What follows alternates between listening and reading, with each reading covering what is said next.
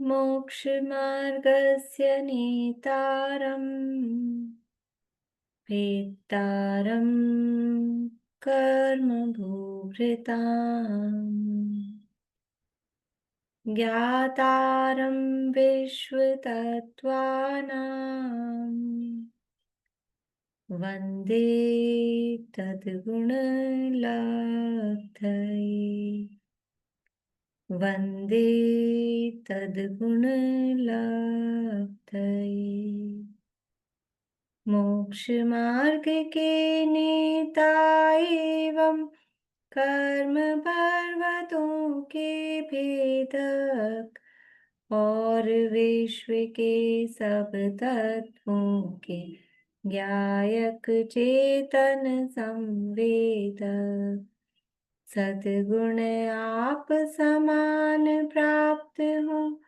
यही भावना भाकर देव विनय पूर्वक करूं वंदना बारंबार जिनेश्वर की बारंबार जिनेश्वर की।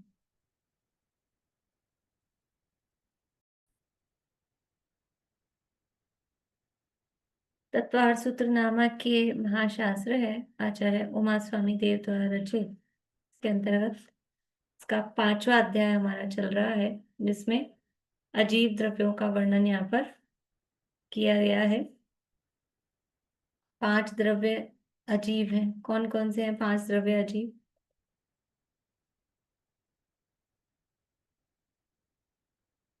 कौन कौन से द्रव्य अजीब हैं तारिका जी? धर्म, अधर्म, आकाश, पुद्गल और काल। बढ़िया। ये 5 द्रव्य अजीब हैं। यद्यपि काल की चर्चा भी नहीं की है, लेकिन अपने को पता है काल भी द्रव्य है, तो वो उसको भी साथ लेके अपन बात करते हैं। द्रव्यों का अनेक प्रकार से विभाजन करते हैं। सबसे जो प्रमुख विभाजन है, कुल द्रव्य 6 हैं। ये जो 6 द्रव्य हैं, ये किस अपेक्षा से हैं? क्या द्रव्य दुनिया में 6 ही हैं? 6 ही हैं। ये 6 द्रव्य हैं, ये जाति अपेक्षा है, इनकी जाति। ये 6 जाति के द्रव्य हैं, लेकिन संख्या में 6 ही हैं क्या? संख्या देखिए अपन ने द्रव्यों की। द्रव्यों की संख्या पढ़ी है कि नहीं पढ़ी है? कितने कितने द्रव्य हैं संख्या में? बोलिए रेणु जी लोहाड़िया। द्रव्य तो असंख्यात है जी। द्रव्य असंख्यात हैं। ध्यान- कल थे आप क्लास में, मुझे पता है। और कल अपन ने रिवाइज किया है, पढ़ा है, उस परसों भी पढ़ा है, और उसके पहले दिन पहले जब क्लास हुई थी तो अपन ने पढ़ा है बराबर। कितने हैं द्रव्य संख्या में? सारिका जी बता सकते हैं आप? धर्म, अधर्म और आकाश एक एक है। हम्म, और जीव नहीं, पुद्गल चलिए। अनंत अनंत है। और हम्म, जीव अनंत है। बढ़िया। और एक द्रव्य और रह गया। काल, हम्म, काल एक है। काल की असंख्यात, असंख्य। असंख्यात। बहुत अच्छा, बहुत बढ़िया। ये द्रव्यों की संख्या है। अब याद आ गया। अब याद आ गया। अब क्या करें? उस समय नहीं आया आपको याद? देखिए, कोई बात नहीं, कोई बात नहीं, वो तो मुझे पता था आपको याद है, इसलिए तो मैंने कहा कल आप थे क्लास में। देखिए, ये जो हम कह रहे हैं ना द्रव्य 6 हैं, ये 6 तो हम जातीय अपेक्षा कह रहे हैं, एक्चुअल में 6 नहीं है। संख्या तो कितनी है? धर्म धर्म आकाश एक है, लेकिन जीव, जीव अनंत है, पुद्गल अनंतानंत है, और काल द्रव्य असंख्यात हैं। तो इन सबको टोटल करेंगे तो कितने द्रव्य हैं? अनंतानंत द्रव्य हैं। अब शब्द का है नहीं उसके अलावा। अनंतानंतानंतानंत कैसा मतलब? लेकिन इतने द्रव्य हैं दुनिया में। 6 ही है ऐसा नहीं है। तो ये इतने सारे, पर अभी अपन जातीय अपेक्षा बात कर रहे हैं, तो जाति अपेक्षा जो 6 द्रव्य हैं उनको 2 भागों में मुख्य रूप से बांटते हैं। कौन से 2 भागों में? एक जीव और एक अजीव। तो जीव में कितने द्रव्य जाएंगे, अजीव में कितने जाएंगे? रेशो बनाए तो क्या बनेगा? 1:5। एक जीव जाएगा जीव में, बाकी पांचों जाएंगे अजीव में। इसी तरह से दूसरी तरह से विभाजन करें। दूसरी तरह से विभाजन कैसे करें? कि यहाँ कहा था रूपिणः पुद्गला, रूपिणः पुद्गला कहा था। तो अब हम ऐसा विभाजन कर दें रूपी अरूपी, तो क्या रेशो बनेगा? रूपी अरूपी विभाजन करेंगे तो क्या रेशो बनेगा? 1:5, 2:4, 3:3। क्या रेशो बनेगा? 1:5। एक द्रव्य रूपी में, बाकी 5 द्रव्य अरूपी में। कौन सा द्रव्य रूपी में जाएगा? कौन सा द्रव्य रूपी में जाएगा? द्रव्यों का नंबर, यहाँ जो नंबर दिया है अपने को, उस नंबर की उंगली आप उठाइए। पहले नंबर का द्रव्य, दूसरे नंबर का द्रव्य, तीसरे नंबर का द्रव्य, कि चौथे नंबर का द्रव्य, कि पांचवें नंबर का द्रव्य, कि छठे नंबर का द्रव्य? कौन सा है रूपी? इससे आपकी 2 चीजें चेक हो जाएंगी, नंबर भी और जवाब भी। कोई 6 दिखा रहे हैं, कोई 5 दिखा रहे हैं, कोई 4 दिखा रहे हैं। देखिए, जो भी उंगली दिखा रहे हैं सब अपने हिसाब से सही दिखा रहे हैं, जवाब उनका वही होगा। लेकिन नंबर, क्योंकि अपन ने यहाँ का क्रम दिखाया था, यहाँ के क्रम के हिसाब से जवाब है 4 नंबर। चौथे नंबर का द्रव्य है वो रूपी है। कौन सा है? पुद्गल। क्रम क्या है? धर्म, अधर्म, आकाश, पुद्गल, फिर जीव और फिर काल। ये नंबर है यहाँ पे। तो उस हिसाब से नंबर पूछा था। जवाब उसका पुद्गल है। पुद्गल रूपी में रूपी है और बाकी पांचों अरूपी हैं। इसी तरह से और भी तरह से द्रव्यों के विभाजन किए जाते हैं। अ, अपन जैसे जैसे पढ़ेंगे वैसे वैसे करते जाएंगे। आप लोग भी खुद भी कर सकते हैं और बता सकते हैं कि कोई विभाजन हमने किया है तो अ, किस हिसाब से अपन करेंगे। अभी अपन पढ़ते हैं थोड़ा सा, फिर आगे देखते हैं, बात करते हैं। आज अपन अब इन ये अपनी पूरा हो गया था ना कल? ये पूरा हो गया था। अब आगे उपकार निर्देश, कि द्रव्यों के परस्पर में क्या उपकार है। देखो, द्रव्य भी कितना उपकार करते हैं एक दूसरे का, ये यहाँ पर बता रहे हैं। सूत्र नंबर 17, 18, 19, 20, 21, 22 एक साथ बोलते हैं सूत्र सारे, फिर चर्चा भी एक साथ ही कर लेंगे। बुलवाती हूँ सूत्र।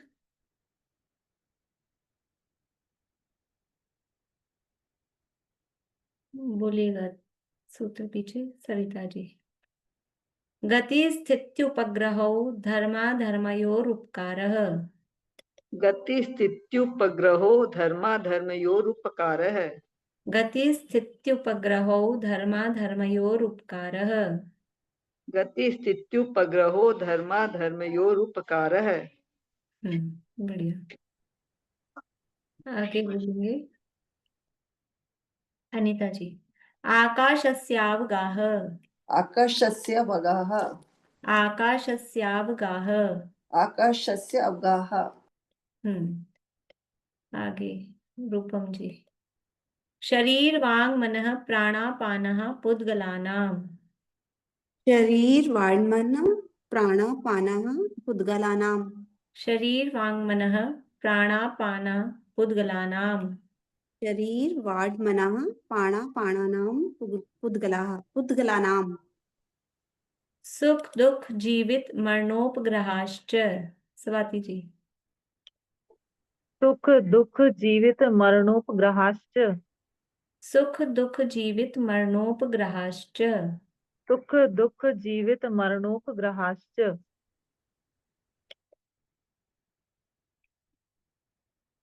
आगे हाँ कविता जी। वर्तना परिणाम क्रिया परत्वा परत्वे च कालस्य। एक छूट गया मैम, एक छूट गया। अच्छा, एक छूट गया। हाँ, परस्परोपग्रहो जीवानाम। परस्परोपग्रहो जीवानाम। परस्परोपग्रहो जीवानाम। परस्परोपग्रहो जीवानाम। हम्म वर्तना परिणाम क्रिया परत्वा परत्वे च कालस्य। बोलिए अंकल, बोलिए। वर्तना परिणाम क्रिया परत्वा परत्वे च कालस्य।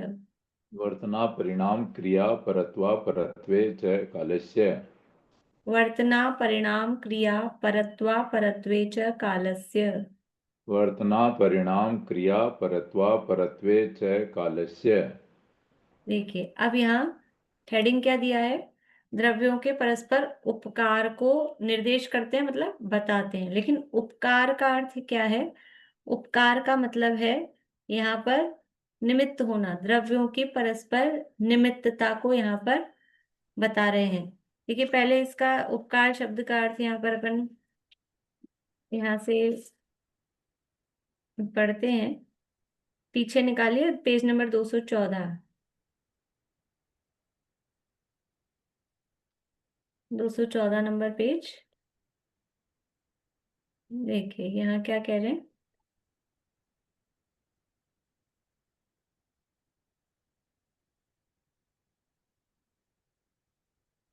उपकार शब्द का अर्थ ये पढ़ेंगे अपन वापस। यहाँ पे सरवार सिद्धि वचने का पंडित जयचंद जी छावड़ा ने सरवार सिद्धि जो ग्रंथ है, मतलब तत्वार सूत्र की टीका है, उसकी भी वचनिका हिंदी में ढूंढारी में देश भाषा में उन्होंने लिखी है। तो उन्होंने लिखा है उपकार शब्द का अर्थ भला करना नहीं लेना। हम उपकार शब्द का अर्थ क्या समझते हैं?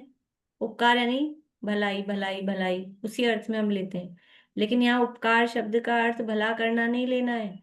कछु कार्य को निमित्त होए तिसको उपकारी कहिए है। मतलब किसी कार्य में वो निमित्त होता है, निमित्त होने को ही यहाँ पर उपकार शब्द से कहा गया है। पंडित कैलाश चंद जी उपकार शब्द का अर्थ इस प्रकार करते हैं। यहाँ उपकार का मतलब केवल भलाई नहीं लेना चाहिए, बल्कि किसी भी कार्य में सहायक होना। सहायक होना का मतलब भी भलाई वाला सहायक नहीं, सहायक का मतलब निमित्त मात्र। नीचे भी लिखा है, उपकार शब्द का अर्थ किसी का भला करना नहीं, किंतु निमित्त मात्र ही समझना चाहिए। तो यहाँ जो उपकार शब्द बार बार में आ रहा है कि धर्माधर्मे और उपकार, ये जो शब्द, और ये उपकार शब्द को सबके साथ में लगाना है। अंत मतलब आदि दीपक समझ लीजिए कि उसको सबके साथ में हर सूत्र के साथ उसको अर्थ करते समय लगाना है। तो जो उपकार शब्द है, तो जो हमारे माइंड में उपकार शब्द का अर्थ जमा हुआ है, उपकार यानी भला करना, वो अर्थ नहीं होता है। दुनिया में भी वास्तव में उपकार का अर्थ भला करना नहीं होता है। यहाँ पर दिया है आगे उपकार, जैसे उप शब्द लगाकर कुछ शब्द बनाए जाते हैं। उपकार उप शब्द लगा के, जैसे नगर और उपनगर बनता है ये शब्द, उपनगर। प्रधानमंत्री और उप प्रधानमंत्री, राष्ट्रपति और उपराष्ट्रपति, ये शब्द होते हैं कि नहीं होते हैं दुनिया में? तो वहां उप शब्द, उप उपसर्ग, उपसर्ग बोलते हैं इसको व्याकरण में, उप उपसर्ग लगाकर जो शब्द बनाए जाते हैं, तो वहां उनका अर्थ भलाई करना नहीं होता है। नगर और उपनगर, नगर क्या है? जयपुर एक नगर है। और उपनगर क्या है? कि बापू नगर, गांधीनगर, मानसरोवर, ये सब क्या है? जयपुर के उपनगर हैं। उपनगर किसे कह रहे हैं? जो नगर के समीप हो उसे उपनगर कहते हैं। उप का मतलब क्या है? जो समीपता को बताने वाला है। जो नगर के समीप हो उसे उपनगर कहते हैं। जो प्रधानमंत्री के समीप हो, सबसे निकट वाला हो, उस उसके बिल्कुल पास वाला, प्रधानमंत्री के एकदम पास वाला, वो क्या कहलाएगा? उप प्रधानमंत्री। राष्ट्रपति के जो अत्यंत निकट वाला है, निकट वाले का मतलब उसके पास बैठा रहता है ऐसा नहीं, लेकिन राष्ट्रपति के जस्ट नेक्स्ट जो है, कि राष्ट्रपति यदि नहीं हो तो उसके अनुपस्थिति में जो काम करता हो उसको बोलते हैं ना उपराष्ट्रपति। तो उप का मतलब निकटता को बताने के लिए अर्थ में उप शब्द आता है दुनिया में भी।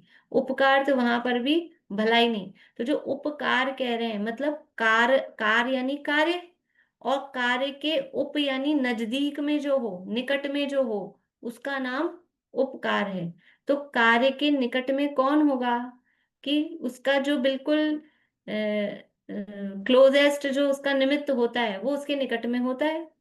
कार्य हो रहा है वो अपनी उपादान की योग्यता से वस्तु में स्वयं में। कार्य तो वस्तु में हो रहा है, वस्तु कार्य रूप परिणमित हो रही है। लेकिन जब ये वस्तु कार्य रूप परिणमित हो रही है तो इसके निकट कौन है, उसको निमित्त कहते हैं, उसका नाम निमित्त है। तो उपकार का मतलब निमित्त होता है कि जब भी कोई भी द्रव्य, जिस भी कार्य की बात यहाँ की जाएगी, उस कार्य रूप परिणमित होता है तो उसके निकट में कौन होता है, उसको यहाँ पर बताया जा रहा है। ये उसका उपकार निर्देश है। उमा समयाचार्य ने सोचा नहीं होगा, मतलब उस समय ये उपकार शब्द केवल निमित्त के अर्थ में यूज होता होगा। तो उन्होंने ये सोचा नहीं होगा कि हम ये सूत्र लिख रहे हैं तो इन सूत्रों से क्या अनर्थ दुनिया करेगी, क्या इसका अर्थ का अनर्थ लेंगे और उपकार का अर्थ इस तरह से कि एक दूसरे का भला करना, ऐसा अर्थ निकालेंगे। वो उन्होंने सोचा भी नहीं होगा। लेकिन उपकार शब्द का मतलब शब्द किस तरह से बने हैं, व्याकरण के नियमों से भी देखें तो उससे उसके अर्थ निकलते हैं। तो उसका अर्थ कहीं से भी सहायता करना नहीं निकलता है, वो उसके समीप होता है। निमित्त किसे कहते हैं, निमित्त भी उसे ही कहते हैं ना, कि जब पदार्थ स्वयं कार्य रूप परिणमित होता है तो उस समय वो जो उपस्थित होता है, उसके पास में होता है, उसके साथ में होता है, उसको निमित्त कहते हैं। यहाँ पर भी वही चर्चा है। अभी देखिए 17 नंबर का सूत्र है, गति स्थिति उपग्रहो। शब्द क्या है, गति स्थिति उपग्रहो। गति और स्थिति में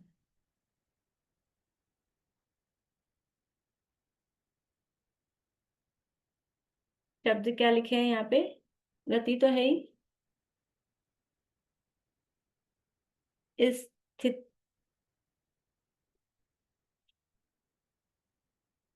उपग्रहो ऐसा लिखा है। तो यहाँ पर है, ये संधि हुई है। शब्द क्या है, गति स्थिति और उपग्रहो, ये शब्द है। तो ये छोटी की मात्रा और ये उ, ये दोनों मिलके क्या बन गए, आधा त और यू। ठीक है, शब्द है गति स्थिति उपग्रहो। तो इनको इकट्ठा बोलेंगे ना, देखो संधि कैसे होती है, इनको थोड़ा जल्दी जल्दी बोलो, गति स्थिति उपग्रहो, गति स्थिति उपग्रहो, गति स्थिति। तो ये अपने आप ही यही वाला प्रोनाउंसिएशन बनेगा। इसी को संधि कहते हैं, इसीलिए इसको संधि कर देते हैं। तो गति स्थिति उपग्रहो, और फिर आगे है धर्माधर्म। तो धर्म, अब मैं वो नहीं लिख रही हूँ, वो आप देख लेना बुक में से। धर्म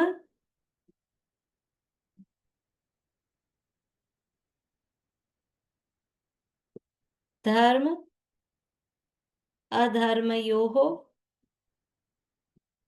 धर्म अधर्मयोः और उपकारः, उपकारः।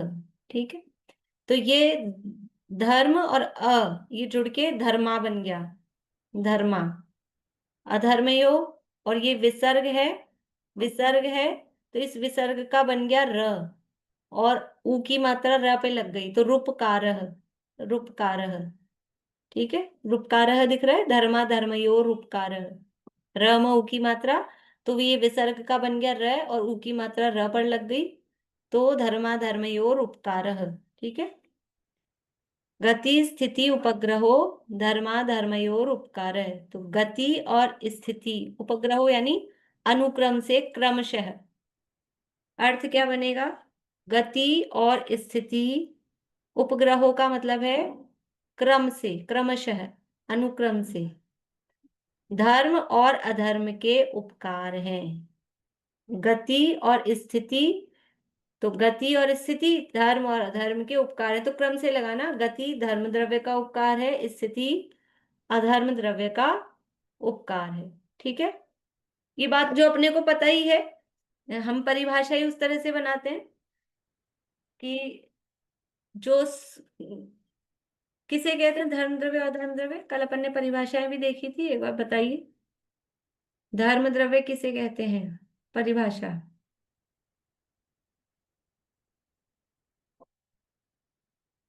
कौन नहीं बोल सकता है वो हाथ खड़ा करे।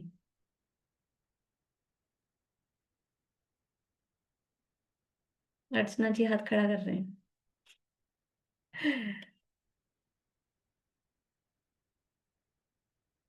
धर्म द्रव्य की परिभाषा बोलिए अलका जी।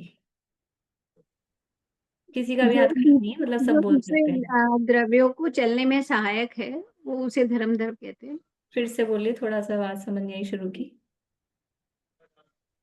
जो दूसरे द्रव्य को चलने में सहायक हो उसे धर्म द्रव्य कहते हैं, और जो जो ठहरने में सहायक है उसे अधर्म द्रव्य कहते हैं।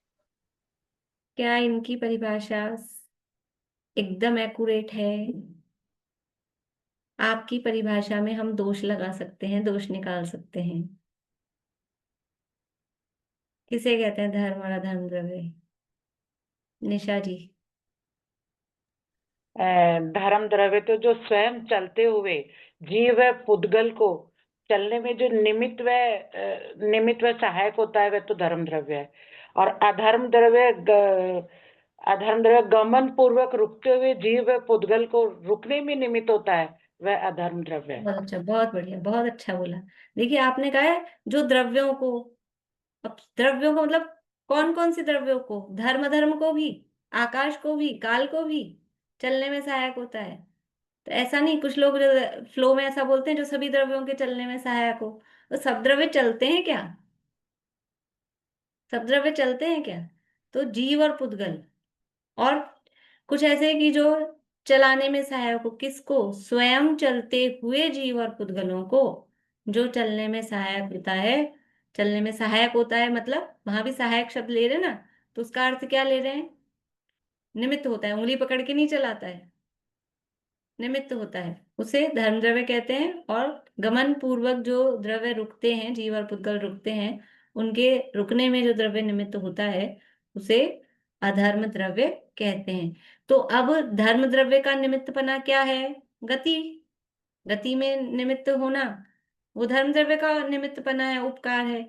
और स्थिति में निमित्त होना वो अधर्म द्रव्य की निमित्तता है, वो उसका उपकार है। वो यहाँ बताया है कि गति स्थिति उपग्रहो, उपग्रहो मतलब क्रम से लगाना, और कोई इसका अर्थ नहीं। क्रमशः गति और स्थिति क्रमशः धर्म और अधर्म द्रव्य के उपकार हैं। ये सूत्र का अर्थ हुआ।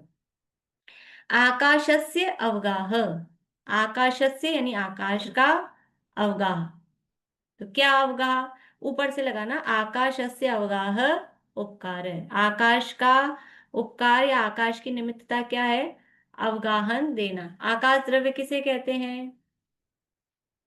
आकाश द्रव्य किसे कहते हैं? बोलिए हीरा जी, आकाश द्रव्य किसे कहते हैं? जो सभी द्रव्यों को रहने के लिए जो स्थान देता है उसको आकाश द्रव्य कहते हैं। ठहरने के लिए जो स्थान देता है, ठहरने के लिए मतलब रहने मतलब के लिए। रहने के लिए। ठहरना वर्ड धर्म के साथ लगाइए, नहीं तो कंफ्यूजन होगा। रहने हाँ, के लिए। रहने के लिए सभी द्रव्यों को या जीव और पुद्गल को? सभी द्रव्यों को। पक्का? कॉन्फिडेंट? बढ़िया। सभी द्रव्यों को जो रहने के लिए स्थान देता है, यानी वो अवगाहन देता है, वो निमित्त होता है, उसे आकाश द्रव्य कहते हैं। तो आकाश द्रव्य का उपकार या आकाश द्रव्य का निमित्तपना क्या है? अवगाहन देना, उसको कह रहे हैं अवगाह। आकाश द्रव्य का उपकार या निमित्तता क्या है? कि सभी द्रव्यों को अवगाहन देना। देखो निमित्तपना कह रहे हैं, इसका मतलब क्या है कि उपादान कौन है जो हर द्रव्य स्थान पा रहा है, स्थान ले रहा है। उसमें उपादान कौन है? उपादान वो द्रव्य स्वयं ही है।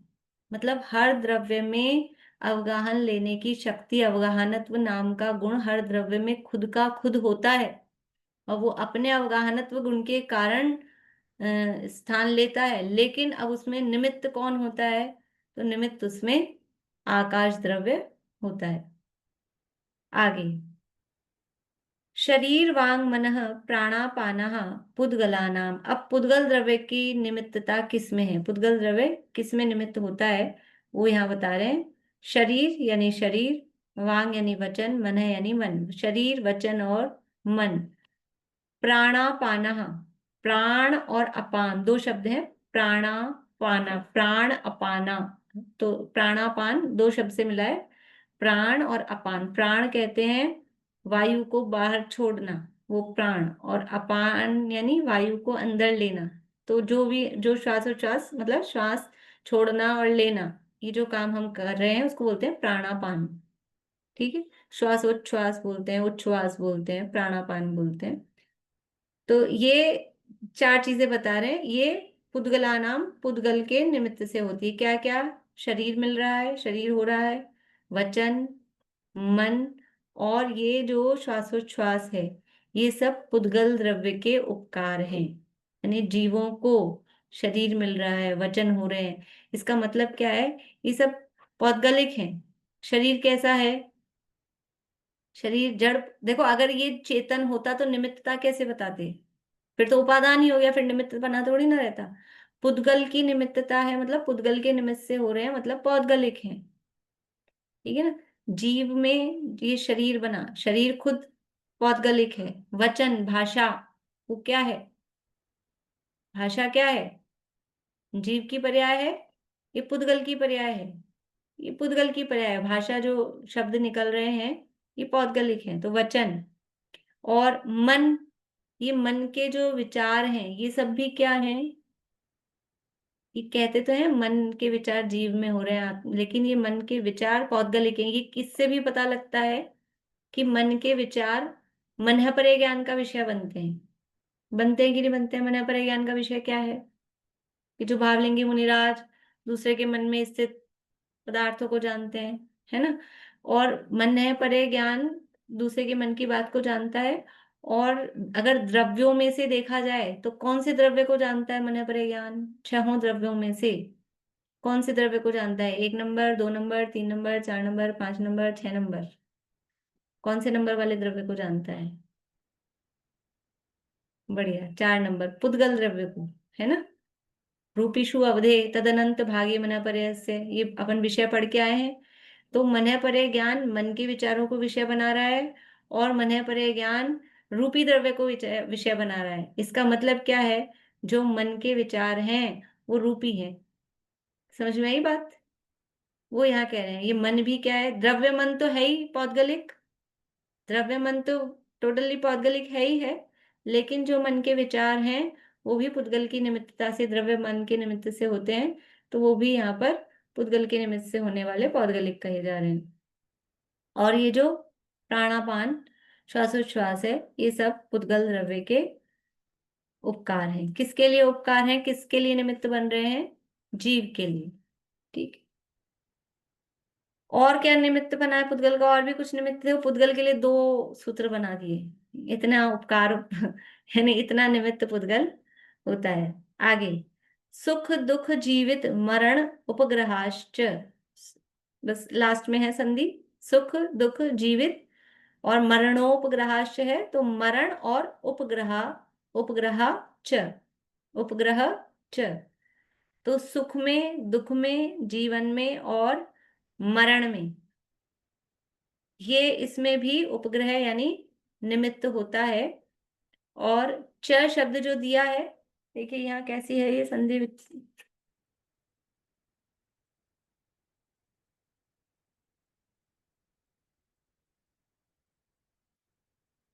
जो ये शब्द है, पूरा नहीं लिख रही हूं मैं, मरणोपग्रहाश लिख रही हूँ केवल।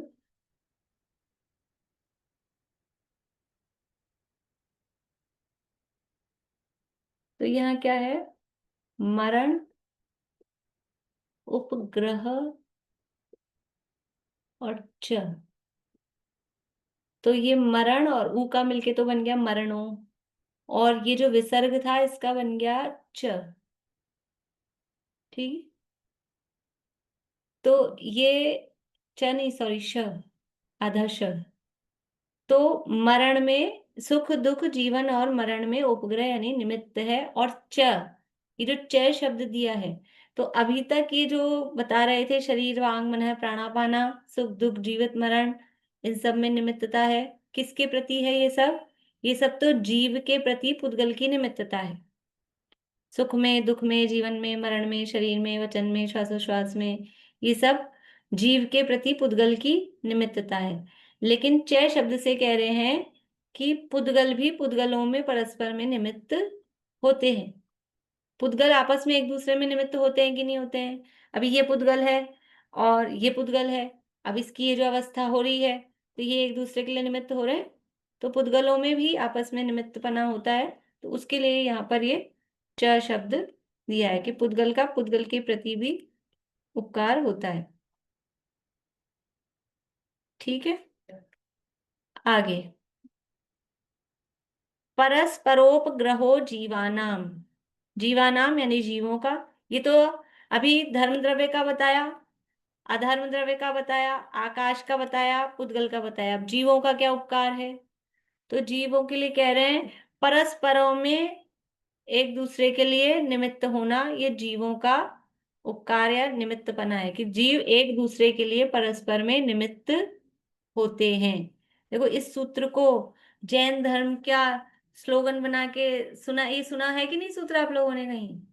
बड़े बड़े बैनर पे महावीर जयंती के जुलूस निकले तो बड़े बड़े बैनर पे ये परस्परोपग्रहो जीवानाम, हम इसका अर्थ क्या करते हैं कि जीवों को एक दूसरे का भला करना चाहिए। ये इसका अर्थ कदापि नहीं है, बिल्कुल नहीं है। उमा स्वामी आचार्य सोचते होंगे वहां स्वर्ग में बैठ के कि ये क्या अर्थ का अनर्थ निकालते हैं, मैंने ऐसा सूत्र लिखा ही नहीं था। इस सूत्र का अर्थ ये नहीं है कि जीवों को एक दूसरे का भला करना चाहिए। कोई किसी का भला कर सकता है? कोई ना दे सकता है इस जग में किसी का साथ। कौन दे सकता है? इसीलिए प्रभु रख लिए तुमने हाथों पे हाथ। भगवान तो इसलिए हाथ पे हाथ रख के बैठ गए कि कोई किसी का भला कर ही नहीं सकता है, और यहाँ कह रहे हैं भला करना चाहिए। ये भला नहीं है, उपकार का अर्थ है निमित्त। तो जीव भी परस्पर में एक दूसरे में निमित्त होते हैं। अब ये निमित्त हो रहे हैं कि नहीं? ये एक दूसरे में, मेरे अध्ययन में आप, आपके अध्ययन में मैं, ये निमित्त हो रहे हैं कि नहीं हो रहे हैं? ये परस्पर में निमित्तपना है। इस तरह से जीवों में चलता रहता है दिन भर में एक दूसरे में कुछ भी, एक दूसरे में मोह, राग करने में, द्वेष करने में, मोह करने में, पढ़ने में, पढ़ाने में और दूसरी कामों में, ये परस्पर में होता है। इसका नाम निमित्तपना है। इसका अर्थ ये कदापि नहीं है कि बस भला करना। मरने में निमित्त हो सकते हैं कि नहीं एक जीव दूसरे जीव के? मरने में भी निमित्त हो सकता है, जीने में भी निमित्त हो सकता है। मुक्ति में निमित्त होते हैं कि नहीं होते हैं?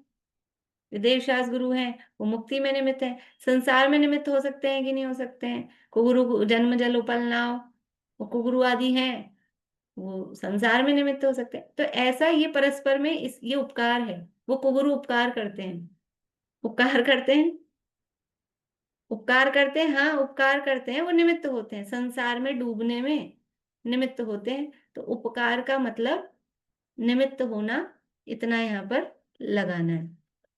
जीवों का परस्पर में एक दूसरे के प्रति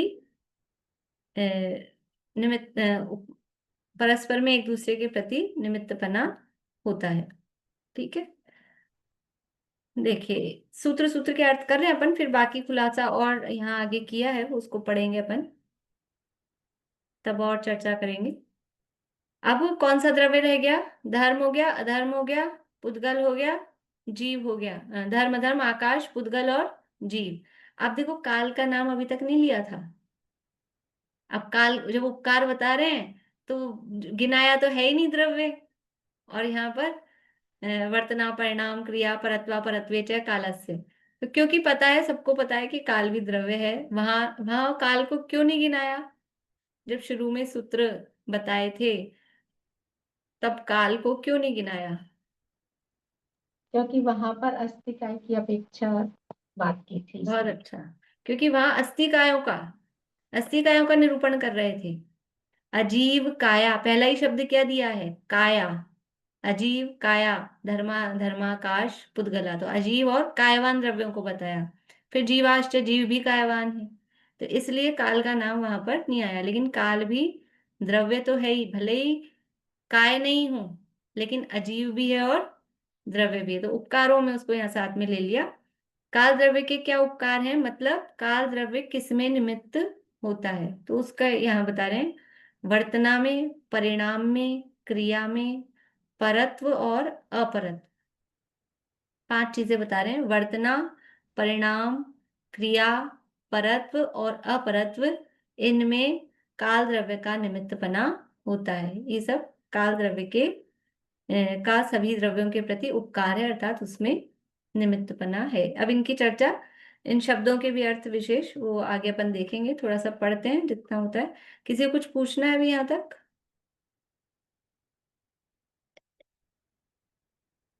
बोलिए रूपम जी। दीदी परत्व अपरत्व ये क्या? हाँ, वो आगे भी अपन शब्दों के अर्थ देखेंगे। वैसे परत्व और अपरत्व का मतलब है, अभी तो वर्तना परिणाम इनका भी अर्थ करेंगे।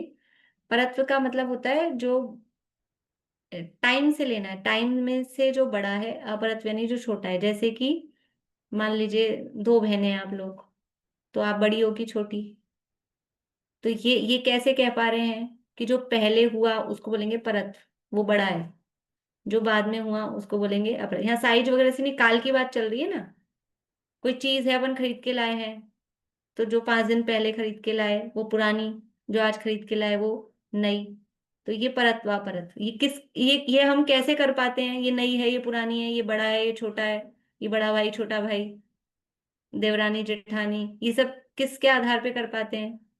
कि ये काल द्रव्य की निमित्तता इसमें होती है।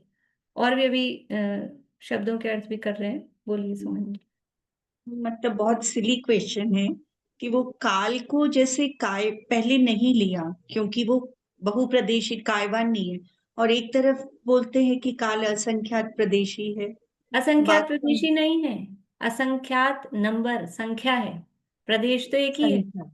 हाँ काल द्रव्य असंख्यात हैं, एक एक प्रदेशी असंख्यात हैं, एक प्रदेशी एक प्रदेशी एक प्रदेशी एक प्रदेशी, मतलब असंख्यात संख्या में काल एक है, हम्म संख्या में काल असंख्यात हैं।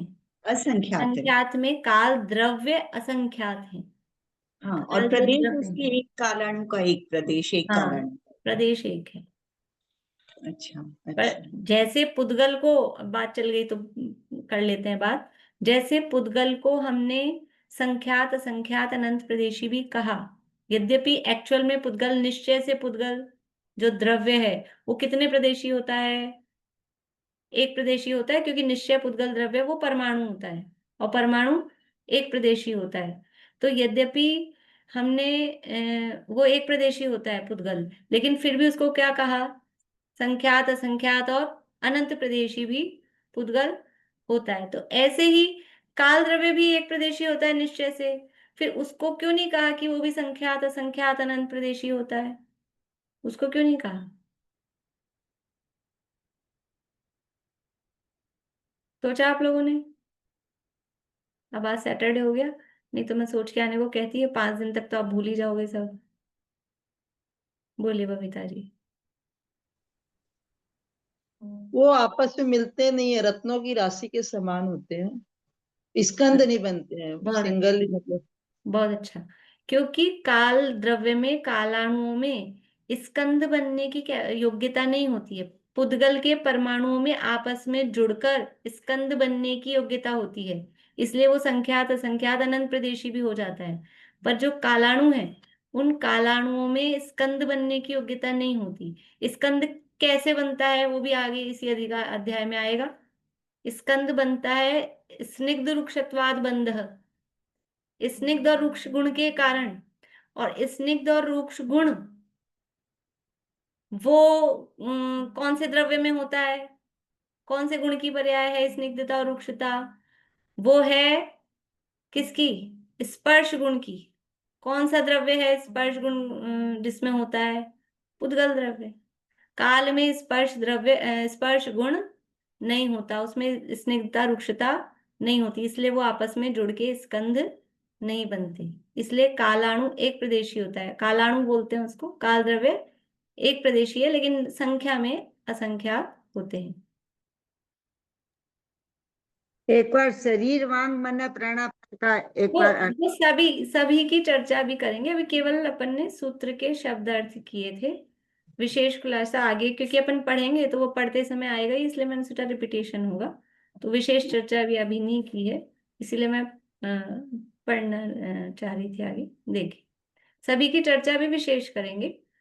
अभी केवल शब्दार्थ और संधि विच्छेद किस प्रकार से हो रहा है वो अपन ने देखा है। देखिए अर्थ, देखिए नीचे से। स्वयं चलते हुए जीव और पुद्गलों के गमन में निमित्त होना धर्म द्रव्य का उपकार है, तथा गमन पूर्वक स्थिति में ठहरने में निमित्त होना अधर्म द्रव्य का उपकार है। सभी द्रव्यों को अवकाश देना, रहने का स्थान देना। अवकाश देने का मतलब हमारे माइंड में जो अवकाश ना, छुट्टी, अवकाश यानी आज स्कूल का अवकाश है, छुट्टी है, वो अवकाश नहीं। अवकाश का मतलब छुट्टी, मतलब स्थान। ठीक है, एक मिनट, कुछ कोई जरूरी